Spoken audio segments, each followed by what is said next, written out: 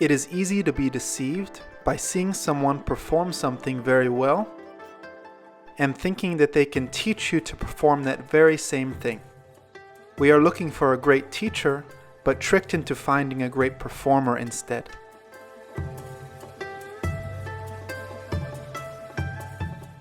This is especially true in the age of the internet with quick and often misleading information. Being able to do something and being able to teach something don't always go hand in hand.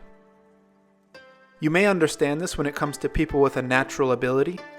For example, someone could do the middle splits since they were 10 years old and never took the time to develop any understanding of how to develop this in a naturally inflexible person. You can see that they would not be a very good teacher of this skill, even though they can do it with ease.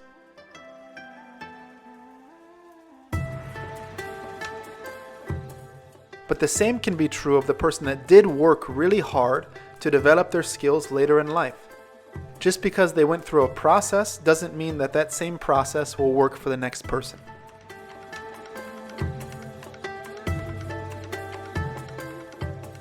I personally went through both of these mistakes. The first, I could do a handstand since I could remember. It was easy for me to develop, and I made progress very quickly. For others that did not have any fear, had some good proprioception, and general strength, mobility, and endurance, this process also worked for them.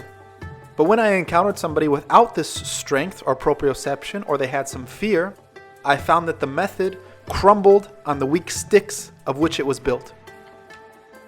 So I had to spend time researching and finding different processes that would help even the most untalented person to stand on their hands. The second was when I did have to go through a lot of hard work to develop something such as my mobility.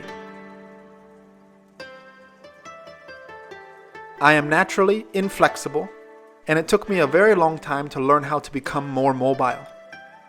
I learned this well for myself and thought that the same process will work for others. And it did work, until it didn't. And again, I was humbled and had to go back to the drawing table to research and understand more of this development. What I'm trying to get across is that there is the development of the individual practitioner, and there is the development of the individual teacher. There is some overlap between these two, but in my experience, you must spend time with how you teach, just as you spend time already on how you practice.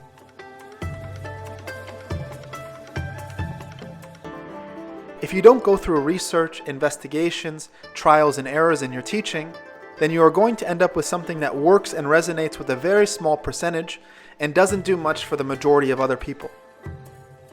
And if I'm not practicing, learning, and developing myself, both as a practitioner and as a teacher, then ethically, I don't think I should be given this role. It's about taking responsibility for your students, yourself, learning to interact with many different people from different backgrounds and cultures, and making sure you're leading them on a good path.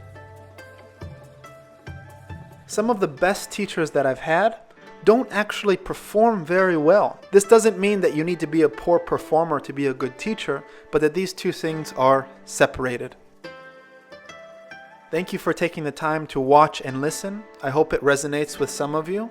Thank you to everyone for the support over the last year. I'm looking forward to many opportunities to teach in person and continuing to share right here on this YouTube channel. And that's the session.